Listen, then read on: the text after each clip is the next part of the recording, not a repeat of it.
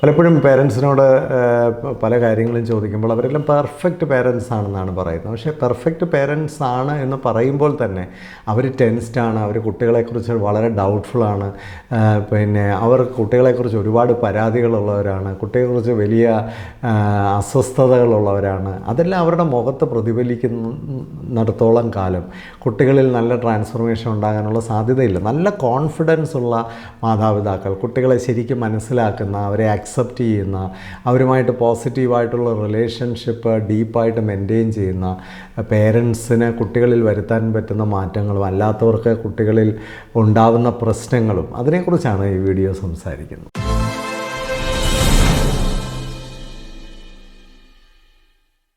പരീക്ഷാകാലം പലപ്പോഴും പേരൻറ്റിങ്ങിൻ്റെ ക്വാളിറ്റിയുടെ ഒരു ടെസ്റ്റ് കൂടിയാണ്. കാരണം ഈ പരീക്ഷാകാലം ഒരു ക്രൈസിസ് പീരീഡൊക്കെ ആയതുകൊണ്ട് തന്നെ കുട്ടികളും കുറച്ച് ടെൻസ്ഡാണ്, പേരൻസും കുറച്ച് ടെൻസ്ഡാണ്. അപ്പോൾ നമ്മുടെ ഒരു റിലേഷൻഷിപ്പിൻ്റെ ക്വാളിറ്റി ആ സമയത്താണ് കൂടുതലായിട്ട് ടെസ്റ്റ് ചെയ്യപ്പെടുന്നത്. പലപ്പോഴും പക്ഷേ അത് ചിന്തിക്കാനോ അതിലൊന്നും മനസ്സ് വയ്ക്കാനോ മൈൻഡ്ഫുൾ ആകാനോ ഒന്നും നമുക്ക് അന്നേരം സാധിക്കത്തുമില്ല. പക്ഷേ ഞാൻ മനസ്സിലാക്കുന്നൊരു കാര്യം, നമ്മൾ കുട്ടികളുമായിട്ടൊരു പരീക്ഷാകാലത്തിലേക്ക് പോകുമ്പോൾ ആ കുട്ടികളും പേരൻറ്റും തമ്മിലുള്ള റിലേഷൻഷിപ്പിൻ്റെ ഒരു ക്വാളിറ്റി ഒരുപാട് ഗുണം ചെയ്യും. അപ്പോൾ നല്ല ക്വാളിറ്റി ഉള്ളൊരു പേരൻറ്റിങ്ങിൻ്റെ ഏറ്റവും വലിയൊരു ടെസ്റ്റ് എന്ന് പറയുന്നത് സമാധാനപരമായിട്ട് ആ പരീക്ഷാക്കാലം കടന്നു പോകാൻ സാധിക്കും. അതിൻ്റെ ഒരു പ്രധാന കാരണം എന്താണെന്ന് ചോദിച്ചാൽ കുട്ടികൾ ഒരു മ്യൂച്വൽ റെസ്പെക്റ്റ്, അങ്ങോട്ടും ഇങ്ങോട്ടും ഒരു ബഹുമാനമുണ്ട്. മാതാപിതാക്കളാണെന്നുള്ള ബോധ്യവും കുട്ടികൾക്കും, അതുപോലെ തന്നെ കുട്ടികളെ റെസ്പെക്റ്റ് ചെയ്തുകൊണ്ട് അവരുടെ ഒരു സ്റ്റേറ്റ് മനസ്സിലാക്കിക്കൊണ്ട് അവർ കടന്നു പോകുന്നൊരു സാഹചര്യത്തെ കൃത്യമായിട്ട് റെസ്പെക്റ്റ് ചെയ്യുന്ന പേരൻസ് ഉണ്ട്. അതുപോലെ തന്നെ ഒരു അക്സെപ്റ്റൻസ് ഉണ്ട്.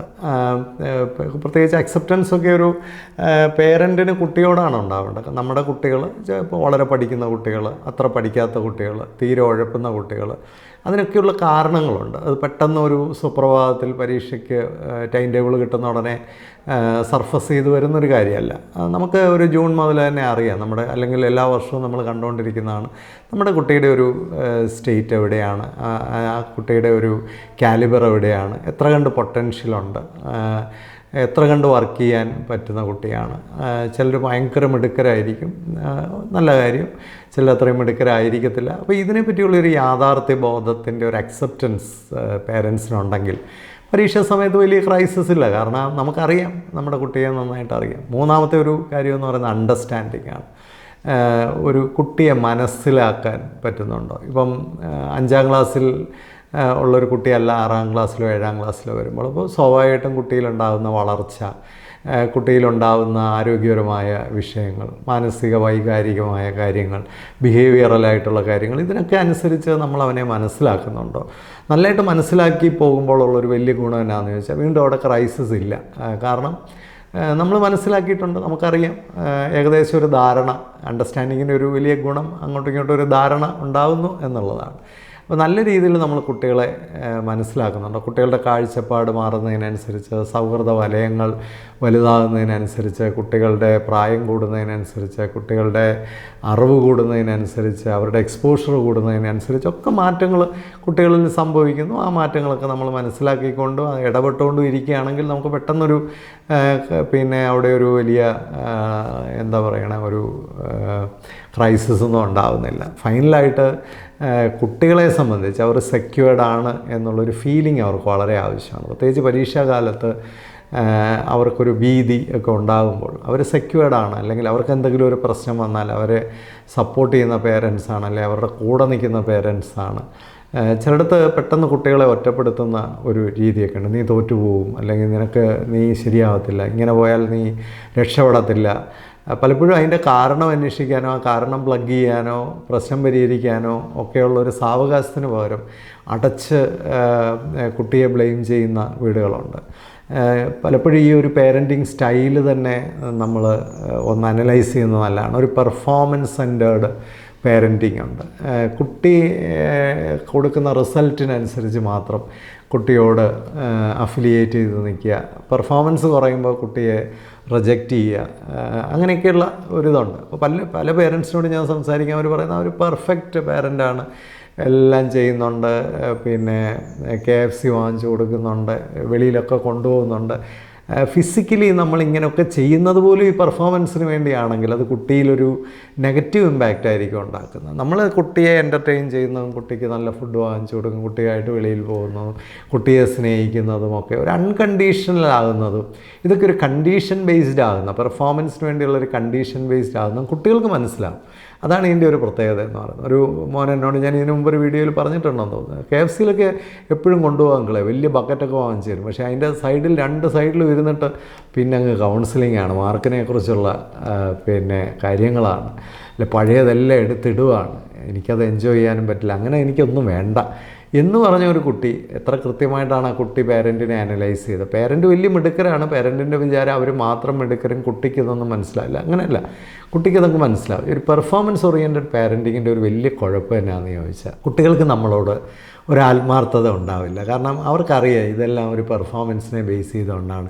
ജെനുവിനായിട്ടുള്ള സ്നേഹം ഇവർക്കില്ല, ജെനുവിനായിട്ട് ഇവരെൻ്റെ കൂടെ നിൽക്കുന്നവരല്ല, ഇവരുടെ താല്പര്യമൊക്കെ വേറെയാണ്, മെറ്റീരിയലിസ്റ്റിക്കാണ് എന്നൊക്കെയുള്ള ചിന്ത കുട്ടികളിൽ വരാനുള്ള സാധ്യത, അത് കൂടുതൽ അവരെ ഇൻസെക്യൂർഡ് ആക്കാനൊക്കെ സാധ്യതയുണ്ട്. അതുകൊണ്ട് കുട്ടികൾക്കൊരു ഫീലിംഗ് ഓഫ് സെക്യൂരിറ്റി കൊടുക്കേണ്ട ഒരു സമയമാണ് ഈ പരീക്ഷാകാലം എന്നൊക്കെ പറയുന്നത്. മാർക്ക്, ഗ്രേഡ്, റിസൾട്ട് എന്നുള്ളതിനൊക്കെ അപ്പുറമാണ് റിലേഷൻഷിപ്പിൻ്റെ ക്വാളിറ്റി എന്ന് ഞാൻ എൻ്റെ ഇത്രയും വർഷത്തെ എക്സ്പീരിയൻസിൽ നിന്ന് മനസ്സിലാക്കിയിട്ടുണ്ട്. പേരൻറ്റും കുട്ടിയും തമ്മിലുള്ള റിലേഷൻഷിപ്പിൻ്റെ ക്വാളിറ്റി മെച്ചമാണെങ്കിൽ ഇനി അവർ ജീവിതത്തിൽ ഇച്ചിരി പോരായ്മകൾ അവർക്ക് വന്നാലും അതിനെയൊക്കെ അതിജീവിക്കാൻ അവർക്കൊരു വലിയ ഫൗണ്ടേഷനാണ് ഈ പോസിറ്റീവ് ക്വാളിറ്റി റിലേഷൻഷിപ്പ് എന്നൊക്കെ പറയുന്നത്. അപ്പോൾ അത്തരത്തിലുള്ള റിലേഷൻഷിപ്പിലേക്ക് കുട്ടികളും പേരൻറ്റും തമ്മിൽ വരുന്നത് ഒത്തിരി നന്നായിരിക്കും. ഇനി കുട്ടികളിൽ തന്നെ പലതരത്തിലുള്ള കുട്ടികളുണ്ട്. ചില കുട്ടികളെ സംബന്ധിച്ച് അവർ പഠിക്കാൻ ഇച്ചിരി പുറകോട്ടൊക്കെ ആയിരിക്കും.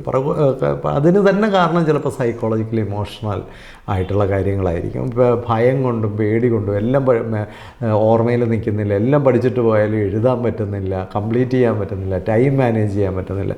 അവിടെ പ്രശ്നം എന്താണ്? കുട്ടി പഠിക്കാത്തതല്ല പ്രശ്നം, കുട്ടി സത്യത്തിൽ പഠിക്കുന്നുണ്ട്. പക്ഷേ കുട്ടിയുടെ പേഴ്സണാലിറ്റിയിൽ ഒരുപാട് ഇഷ്യൂസ് ഉണ്ട്, അവൻ്റെ ഇമോഷണലും അവൻ്റെ മെൻ്റൽ ഹെൽത്തിലും ഒക്കെ വീക്ക്നെസ് ഉണ്ട്. അങ്ങനെയുള്ള കുട്ടികളെ സത്യം പറഞ്ഞാൽ നല്ല പേരൻറ്റിങ്ങിൻ്റെ ഒരു ഗുണം എന്താണ്? ആ റിലേഷൻഷിപ്പ് സ്ട്രോങ് ആണെങ്കിൽ, അണ്ടർസ്റ്റാൻഡിങ് സ്ട്രോങ് ആണെങ്കിൽ നമ്മൾ അവൻ്റെ നീഡ്സ് എന്താണെന്ന് മനസ്സിലാക്കി അത് ചെറിയ പ്രായം മുതലേ അത് എക്യുപ്പ് ചെയ്യാനായിട്ട് കൂടുതൽ പ്രയോറിറ്റി അതിന് കൊടുക്കും.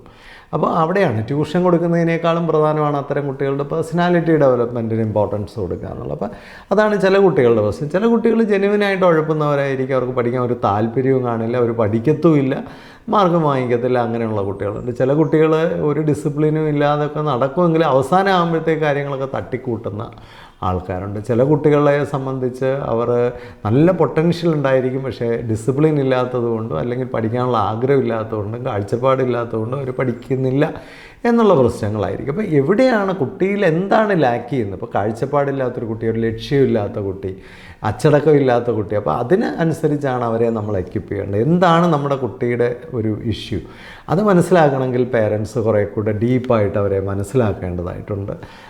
ആ പേരൻറ്റിങ്ങിൻ്റെ ക്വാളിറ്റി അതാണ്. ആ റിലേഷൻഷിപ്പ് സ്ട്രോങ് ആകുമ്പോൾ കുട്ടിയുടെ പ്രശ്നങ്ങൾ നമ്മുടെയും കൂടെ പ്രശ്നങ്ങളായി മാറുകയും അത് പരിഹരിക്കുന്നതിന് ക്ഷമയോടെ ശ്രമിക്കുകയും ചെയ്യും. ചെറിയ പ്രായത്തിലേ അത് കണ്ടെത്തി പരിഹരിക്കാമെങ്കിൽ ഒരു വലിയ ക്ലാസ്സുകളിലേക്ക് വരുമ്പോൾ ക്രൈസിസ് ഉണ്ടാവില്ല. പലപ്പോഴും പറയാറുണ്ട് നമ്മൾ ഈ പരിശീലന കാലത്ത് നന്നായി വേർപ്പൊഴുക്കിയാൽ യുദ്ധകാലത്ത് അധികം രക്തം ചൊരിയേണ്ട വരില്ല. അത് വളരെ വാസ്തവമാണ്. കാരണം ചെറിയ പ്രായത്തിലേ നമ്മളവരെ പരിശീലിപ്പിക്കുമ്പോൾ അവരുടെ ഇന്നാഡിക്വസീസ് എവിടെയാണ്, അവരുടെ ഡെഫിഷ്യൻസീസ് എവിടെയാണ്, അവിടെ നമ്മൾ കൂടുതൽ ഇമ്പോർട്ടൻസ് കൊടുക്കുക. എല്ലാ കുട്ടികൾക്കും ഒരു ബ്ലാങ്കറ്റായിട്ട് കുറേ ട്യൂഷനും കോച്ചിങ്ങും മാത്രമല്ല ആവശ്യം എന്നുള്ളത് പേരൻസ് മനസ്സിലാക്കിയാൽ നന്നായിരിക്കും. അതുപോലെ ചില കുട്ടികൾ വളരെ ഹൈ പെർഫോമിങ് കുട്ടികളാണ്, പരീക്ഷയ്ക്കൊക്കെ 100 ഔട്ട് ഓഫ് 100 വാങ്ങിക്കുന്ന കുട്ടികളാണ്. പക്ഷേ പ്രശ്നം എന്താണെന്ന് വെച്ചാൽ പരീക്ഷാ സമയത്ത് ഒരു ഭയങ്കര സൈക്കോളജിക്കൽ ക്രൈസിസ് ഒക്കെ സൃഷ്ടിക്കുന്നവരാണ്. ഭയങ്കര ആങ്സൈറ്റിയും ഭയങ്കര ഫിയറും ഭയങ്കര സ്ട്രെസ്സും ഒക്കെ കാണിക്കുന്നവരാണ്. റിസൾട്ടൊക്കെ കാണും, പക്ഷേ ഈ സമയത്ത് അവരുണ്ടാക്കി വയ്ക്കുന്ന ഒരു കോലാഹലം, ഭയങ്കര പെർഫെക്ഷനിസം, ഒരു മാർക്ക് കുറഞ്ഞു പോകുമെന്നുള്ള പേടി, അങ്ങനെയൊക്കെയുള്ള കുട്ടികളുണ്ട്. വലിയ കുഴപ്പമാണ്. അത്തരം കുട്ടികൾ ജീവിതത്തിൽ മുമ്പോട്ട് പോകും തോറും ആ പ്രശ്നങ്ങൾ കൂടി കൂടി വരും. അത് തൊഴിൽ മേഖലയിൽ അത് റിഫ്ലക്റ്റ് ചെയ്യും, നാളെ അത് അവരുടെ ബന്ധങ്ങളിൽ റിഫ്ലക്റ്റ് ചെയ്യും, കുടുംബജീവിതത്തിൽ റിഫ്ലക്റ്റ് ചെയ്യും. ഇതൊന്നും ഓട്ടോമാറ്റിക്കായിട്ട് വളരുമ്പോൾ ഇല്ലാതാവുന്ന കാര്യങ്ങളൊന്നും അല്ല. അപ്പോൾ അതിന് എന്താണ് ചെയ്യാൻ പറ്റുന്നത്? അപ്പോൾ അവരുടെ മാർക്കിനേക്കാളും ഗ്രേഡിനേക്കാളും 100 മാർക്സ് വാങ്ങിക്കുന്നു എന്നുള്ളതിൻ്റെ ക്രെഡിറ്റിനേക്കാളും ആ കുട്ടികൾക്ക് വേണ്ടത് ചില സൈക്കോളജിക്കൽ ഇൻ്റർവെൻഷൻസ് ആവശ്യമാണ്. അപ്പോൾ അങ്ങനെയുള്ളിടത്ത് നമ്മൾ കൗൺസിലിങ്, സൈക്കോളജിസ്റ്റ്, ഡോക്ടേഴ്സ്, അവരുടെയൊക്കെ ഹെൽപ്പ് എടുക്കുന്ന തെറാപ്പിസ്റ്റുകളുടെയൊക്കെ ഹെൽപ്പ് എടുക്കേണ്ടി വരും. അതൊന്നും പലരും ചെയ്യാറില്ല. കാരണം അവരെങ്ങനെയെങ്കിലും വലിയ പെർഫോം ചെയ്യുന്നുണ്ട്, മാർക്കുണ്ടെന്ന് വെച്ചിട്ട് ബാക്കിയെല്ലാം മൂടി വെച്ച് മുമ്പോട്ട് കൊണ്ടുപോയി പിന്നീട് ഇത്തരം ഹൈ പെർഫോമിങ് കുട്ടികൾ വളരെയധികം ജീവിതത്തിൽ ക്രൈസിസ് ഉണ്ടാവുകയും ചെയ്യാറുണ്ട്. അപ്പോൾ ഇങ്ങനെ പലതരത്തിലുള്ള കുട്ടികൾ, ഞാൻ പറഞ്ഞു വന്നത് എന്താണെന്ന് ചോദിച്ചാൽ, നമ്മളെ സംബന്ധിച്ച് എല്ലാത്തരം കുട്ടികളെയും നമ്മൾ മനസ്സിലാക്കുകയും അവരുമായിട്ട് റിലേഷൻഷിപ്പ് ഡീപ്പായിട്ടുണ്ടെങ്കിൽ ഈ പരീക്ഷാക്കാലമൊക്കെ അവരെ കൂടുതൽ മനസ്സിലാക്കാനും അവരെ കൂടുതൽ അവർക്ക് എന്തൊക്കെയാണ് നമ്മൾ പ്രയോറിറ്റൈസ് ചെയ്യേണ്ടതെന്ന് തിരിച്ചറിയാനും ഒക്കെയുള്ള ഒരു ബ്യൂട്ടിഫുൾ സമയമാണ്. ചില കുട്ടികൾക്ക് ഭയങ്കര ഓവർ കോൺഫിഡൻസ് ഉള്ളവരാണ്, ചിലർക്ക് തീരെ കോൺഫിഡൻസ് ഇല്ല, ചിലർ ഭയങ്കര ഹൈപ്പർ ആക്റ്റീവാണ്. അവർ പരീക്ഷ ക്വസ്റ്റ്യൻ പേപ്പറൊക്കെ കിട്ടിക്കഴിഞ്ഞാൽ എത്രയും പെട്ടെന്ന് വെളിയിലിറങ്ങുന്നതിനെക്കുറിച്ചാണ് അവർ ചിന്തിക്കുന്നത്. ഇരുന്ന് എഴുതാൻ ഒട്ടും തന്നെ താല്പര്യമില്ലാത്ത കുട്ടികളുണ്ട്.